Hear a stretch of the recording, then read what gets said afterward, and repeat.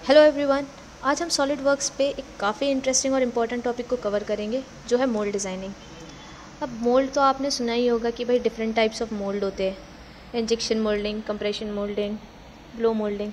ठीक है, तो मोल्डिंग जो होती है उनके जो कस्टम मोल्ड्स होते हैं वो डिज़ाइन कैसे होते हैं, वो एक 3D सॉफ्टवेयर पे ही होंगे। तो आज हम यही मोल्ड डिज़ाइनिंग सॉलिड वर्क्स पे देखेंगे। ठीक है, हमने एक छोटा सा ये एग्जाम्पल ले लिया है जिसके हम एक मोल्ड बनाएंगे।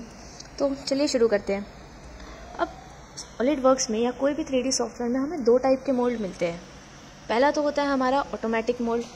ऑटोमेटिक मोल्ड में आप क्या करते हो, step by step process follow करके आप एक मोल्ड प्रिपेयर कर लेते हो। दूसरा होता है मैनुअल मोल्ड। मैनुअल मोल्ड में हम सरफेसिंग के थ्रू सारी चीज़ें खुद से डिफ़ाइन करते हैं। तो फिलहाल आज हम जो कर रहे हैं वो कर रहे हैं हम ऑटोमेटिक मोल्ड। तो मोल्ड बनाने के लिए सबसे पहला जो काम होगा हमारा वो होगा हमारे मोल्ड को श्रिंकेज वैल्यू डिफ़ाइन करना। ठीक है, श्रिंकेज वैल्यू डिफ़ाइन करेंगे हम स्केल के थ्रू। अब श्रिंकेज वैल्यू जो होती है वो मेरी हर मटेरियल के लिए मटेरियल टू मटेरियल की चेंज होती रहती है। यहाँ पे हमने जो श्रिंकेज वैल्यू डिफ़ाइन की है वो 1.1 की डिफ़ाइन कर दी है, देन ओके कर देते हैं। अब श्रिंकेज वैल्यू डिफ़ाइन करने से क्या होगा कि आपका मोल्ड जो है ये 1.1, ठीक है। अब इससे क्या होगा कि जब आपका मोल्ड जब हॉट होगा तब तो वो 1.1 या बड़ी वैल्यू होगी उसकी, बट जब वो कोल्ड हो जाएगा तो ये अपने ओरिजिनल साइज़ में आ जाएगा जो आप एक्चुअल में चाहते हो। ठीक है, नेक्स्ट स्टेप होता है हमारा ड्राफ्ट एनालिसिस का। ड्राफ्ट एनालिसिस में आप बता देते हो डायरेक्शन ऑफ पल कि जो मेरी कोर और कैविटी अलग होगी वो मुझे कहाँ से अलग करनी है। तो हमने ये फेस डिफाइन कर दिया है कि इस फेस से मुझे मेरी कोर और कैविटी को अलग करना है। एंगल बता दोगे, ड्राफ्ट एंगल, देन ओके कर दोगे। नेक्स्ट प्रोसेस होगा मेरा जो भी इनसाइड फेजेस जो है मेरी वो सारी ड्राफ्ट करनी है मुझे। वो सारी फेसेस जो है वो मेरी ग्रीन कलर की होने चाहिए, तभी पार्ट जो है मेरा वो सही से निकल जाएगा, वरना ये फेसेस पे मेरा जो पार्ट है वो फंस सकता है।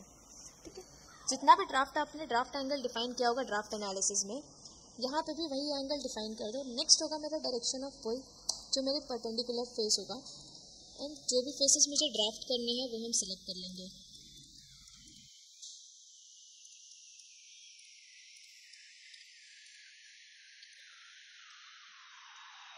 ड्राफ्ट लगाने के बाद आप ड्राफ्ट एनालिसिस को बंद कर सकते हो। नेक्स्ट होगा हमारा पार्टिंग लाइंस लगाना। पार्टिंग लाइंस डिसाइड करेगा कि मेरा जो कोर कैविटी जो होगी वो यहाँ से अलग होगी।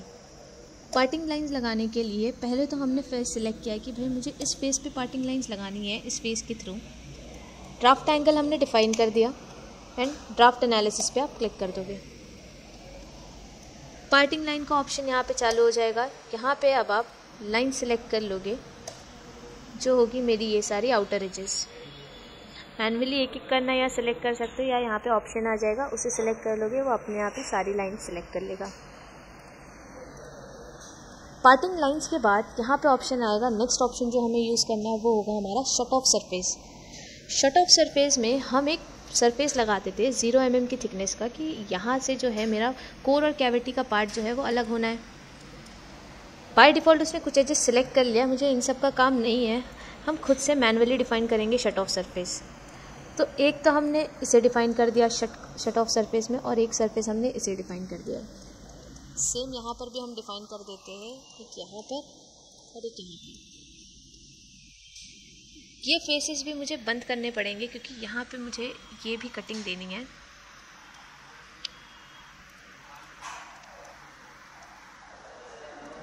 एज सेलेक्ट करके यहाँ पर भी हम एक सरफेस लगा लेंगे।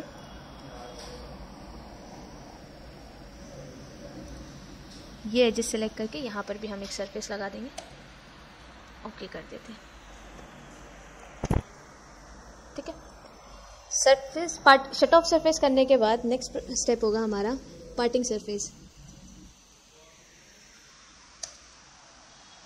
जहाँ पे आपने पार्टिंग लाइन बनाई होगी उसके ही परपेंडिकुलर वो सरफेस बनाना स्टार्ट कर देगा। अब पार्टिंग सरफेस थोड़ा बड़ा बना लेना एंड देन ओके कर दो। पार्टिंग सरफेस के बाद नेक्स्ट ऑप्शन होगा मेरा tooling split. Tooling split use आता है मेरी कोर और कैविटीज़ बनाने के लिए। यहाँ पे आप स्केच से एक्सट्रूड वॉश पे इसका यूज़ नहीं करते हो। टूलिंग स्प्लिट में हमने सिलेक्ट किया ये सरफेस, देन हम कर लेंगे इस पर स्केच। स्केच से आप एग्जिट कर लो, ये अपने आप ही कोर और कैविटी आपको पूछेगा कि थिकनेस आपको कितनी देनी है। थिकनेस डिफाइन करके आप ओके कर दोगे। जो हमने सरफेस बनाया था हम उसे भी हाइड कर देते, जो हमने पार्टिंग लाइंस बनाई थी हम उसे भी हाइड कर देते। अब ये जो मेरी कोर और कैविटी थी वो तैयार हो गई है। देख लेते हैं हम इसे ओपन करके।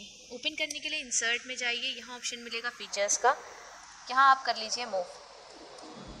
हमने ये पेज सिलेक्ट किया, इसे मूव कर लेते हैं ऊपर। ओके, पेज सिलेक्ट करके एंटर कर दीजिए और उसे मूव कर दीजिए नीचे। अब मेरी कोर और कैविटी जो थी वो बन चुकी है। ठीक है, जैसे कि आप देख सकते हो सारे ही जो हमने फीचर्स लगाए वो उसने कोर और कैविटी में लगा दिए। बट अभी इसमें एक दिक्कत है कि यहाँ पे हमने स्लाइडर, अगर आप इसे ऐसे ही छोड़ देते हो तो जो मेरी कैविटी, कोर और कैविटी है वो फंस जाएगी, वो निकलेगी ही नहीं। तो इसके लिए हमें स्लाइडर लगाना पड़ेगा। कंट्रोल Z कर लेते हैं। आप यहाँ पे ऑप्शन आएगा डिस्प्ले स्टाइल, चेंज कर लेते हैं हम यहाँ से हिडन लाइन विजिबल करके। नेक्स्ट ऑप्शन हम यूज़ करेंगे कोर का। आप एक फेस सिलेक्ट कर लो, मुझे इस पार्ट का स्लाइडर बनाना है।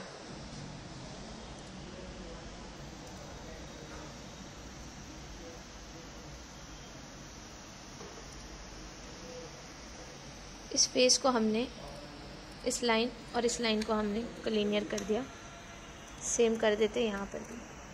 शेप आपको जैसे भी डिफ़ाइन करना है आप वैसे डिफ़ाइन कर सकते हो। एग्जिट करते ही यहाँ पे वो पूछ लेगा कि आपको स्लाइडर की वैल्यू कितने अंदर लेके जाना है। आप अंदर लेके जाओ इसे और ओके कर दो। सेम हम यहाँ पर भी बना लेंगे एक कोर।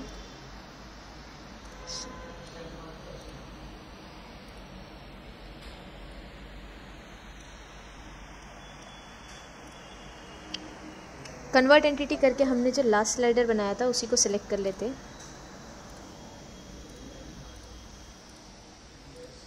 सेम वही साइज़ का ही हम एक और स्लाइडर बना लेंगे इधर। एग्जिट कर देते, डिफाइन कर देते कि कितना अंदर जाना है, then okay. Display style change कर लिया हमने। अब यहाँ पे वापस से इंसर्ट में मूव एंड कॉपी करके देख लेते हैं हम अपनी बॉडी को।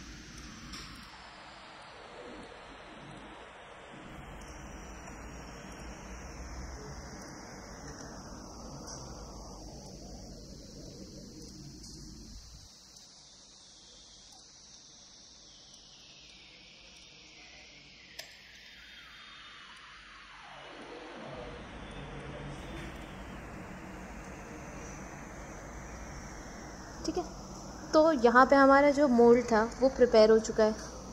अब अगर इसमें हमें और भी चीज़ें देनी है कि मोल्ड में ये फिट कैसे होगा, इंजेक्शन कहाँ से होनी है, तो वो आप यहाँ पे स्क्रूज़ वगैरह, आप नॉर्मली फीचर्स से यहाँ पे स्क्रूज़ वगैरह डिफ़ाइन कर सकते हो।